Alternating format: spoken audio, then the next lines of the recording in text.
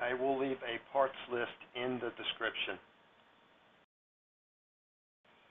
I'm using an aluminum flat bar and a hammer to push the rest of what's left of the expansion joint further down into the concrete.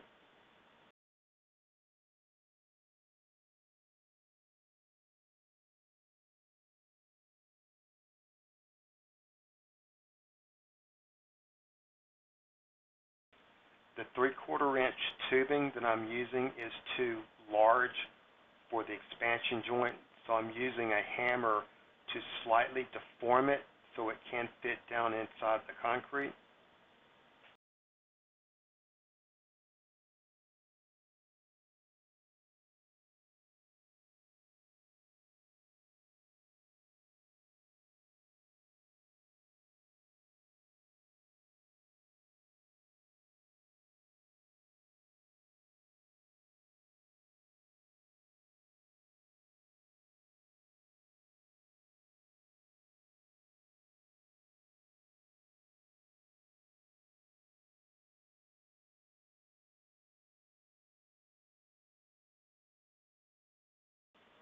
I'm using a PVC pipe cutter to cut the remaining part of the tubing off.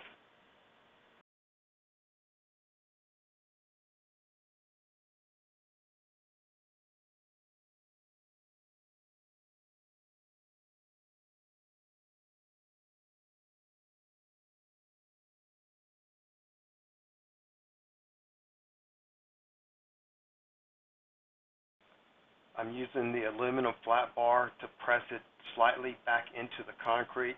It also deforms the tube and allows it to lock into the concrete